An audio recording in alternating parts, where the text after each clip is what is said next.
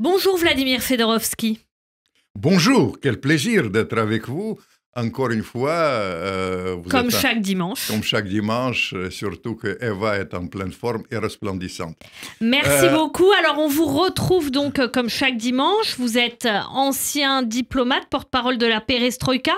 Vous avez aussi été en charge, entre autres, des dossiers du Moyen-Orient pour Moscou. Et votre dernier ouvrage, Poutine, Staline, dialogue d'outre-tombe, est paru aux éditions Ballant. C'est votre 57e ouvrage. Qu'est-ce que vous êtes prolixe. Vous êtes aujourd'hui avec nous pour nous parler de ces vieux croyants et pourquoi ils sont si près du judaïsme. Quels sont ces vieux croyants dont vous voulez nous parler? Vous savez, la Russie, c'est un pays particulier. Vous le savez, une centaine de nations et de nationalités. Mais il y a une très longue histoire des rapports entre les religions principales là-bas.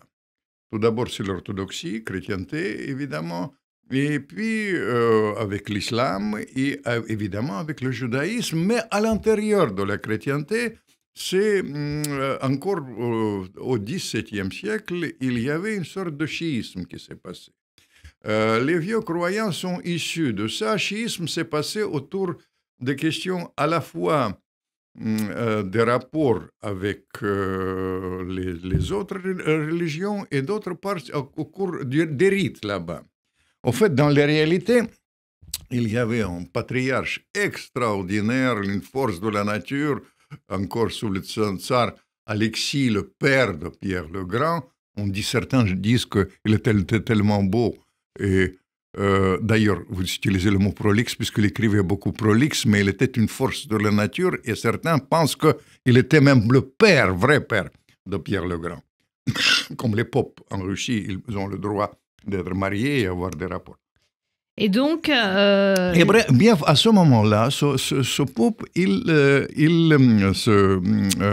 ce personnage, Nikon, il a décidé de changer complètement les rites pour s'éloigner un tout petit peu des rites hérités d'un corps de Byzance. Pourquoi il a fait ça? Parce qu'il y avait cette idée de troisième Rome, que de Rome, le premier Rome était anéanti, deuxième Rome c'était Byzance, il était anéanti, et l'héritier de ça, et la vraie défense de la chrétienté, c'était la Russie. Il y a un projet dans la réalité quasi géopolitique.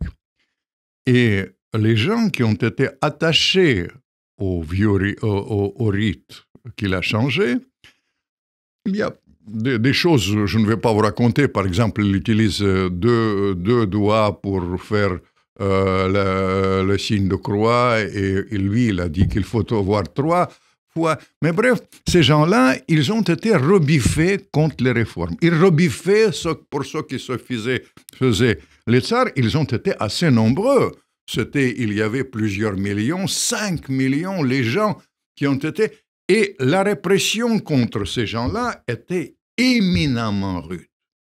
La répression, parce que quelle crainte ça faisait peser? Par la crainte qui pouvait bousculer le pouvoir, parce que c'était un projet du pouvoir. En fait, c'est un projet aussi de la tradition qui dure toujours, des liens très étroits entre les chefs de l'Église et l'État. Vous comprenez? Mais quel rapport? Maintenant, je vais vous raconter. Depuis cette époque, ces gens-là ont été persécutés. Lesquels? Les vieux croyants. Les gens ont été persécutés. Et sur le plan de la réflexion, ces gens-là étant persécutés, ils étaient beaucoup plus ouverts envers les Juifs. Il y a aussi les questions de théologie. Ils ont été attachés tout d'abord au Vieux Testament. Ils ont beaucoup étudié le judaïsme, tous ces gens-là. Par exemple, quand ils donnaient les noms, c'est souvent les noms qui à peu près les mêmes que le juif donne. Vous êtes en train de nous expliquer que l'orthodoxie la plus rigoriste, c'est-à-dire celle qui n'a pas voulu faire de réforme, elle est plus proche des juifs? Plus proche des juifs. Il y a 2 aspects. Il y a un aspect, je vais vous raconter, il y a un aspect presque humain. Parce que tous les deux ont été persécutés. Ça crée des liens. Ces gens-là aussi, je vais vous raconter après. Il en reste encore beaucoup aujourd'hui en Russie? Il reste plusieurs millions. C'est une chose significative, mais historiquement, vous ne pouvez pas imaginer l'influence de ces gens-là et les rapports avec les Juifs. Il y a une chose très particulière aussi. Ces gens-là, ils ont joué un rôle absolument exceptionnel comme des grands mécènes. Ils sont devenus, c'est les fortunes les plus riches de la Russie. Ils ont été les fortunes des vieux croyants. Et ça, c'est une chose absolument exceptionnelle. Si je vous parle, je vais vous citer... Le monde orthodoxe, pourtant, est traversé par de l'antisémitisme. Vous savez, les moins antisémites ont été les vieux croyants. Parce qu'ils ont des contacts. Il y a même dans les rapports, il y a des choses paradoxales. Dans les rites, il y a beaucoup de ressemblances dans les choses. Dans la manière de manger, tout ça, c'est les choses comme ça. Par exemple, tous les vieux croyants portent la barbe. Et comme vous le savez bien, beaucoup de gens attachés au judaïsme traditionnel portent la barbe. Bref, etc. Je tiens à vous signaler, je vais vous prononcer un nom qui m'est cher chez les vieux croyants. Il y a une famille Morozov. Ces gens-là, tout d'abord, ils ont eu des rapports extraordinaire avec le gratin de business juif. Les familles ont été très proches, ils se fréquentaient à l'époque.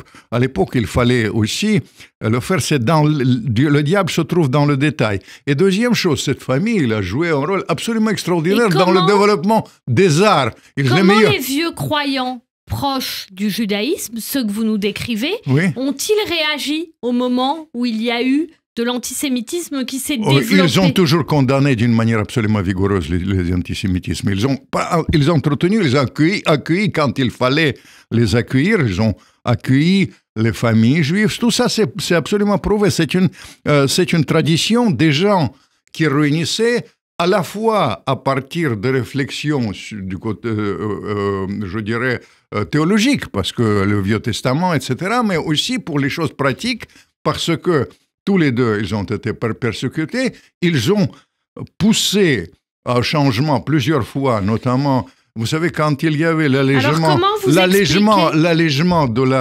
la législation sous Catherine II, et surtout, au dernier moment, il y avait un tsar, un premier ministre Stolypine, qui était d'ailleurs après tué. Il a changé complètement la législation en faveur des Juifs et les vieux croyants. Tout ça, c'est les parallèles. Il y a un seul bémol, parce que j'étais porte-parole de la perestroïka. Les vieux croyants ont joué un rôle fatidique dans la fin du Gorbatchev, parce qu'un des leurs ont été un collaborateur de Gorbatchev, un personnage politique aujourd'hui oublié, enfin, il appartenait à la famille des vieux croyants, et les vieux croyants ont été très, très rigoureux face à l'excès de l'alcool. Et l'interdiction par Gorbatchev de l'alcool, c'était lié avec la tradition des vieux croyants. Et finalement, la fin de Gorbatchev et la chute de sa popularité quand il a interdit la vodka était liée avec tout ça. Merci beaucoup Vladimir Fedorovski, écrivain russo-ukrainien, ancien diplomate. Et votre dernier ouvrage, le 57e, Poutine-Staline, dialogue d'outre-tombe, est paru aux éditions Ballant. Merci, à la semaine prochaine.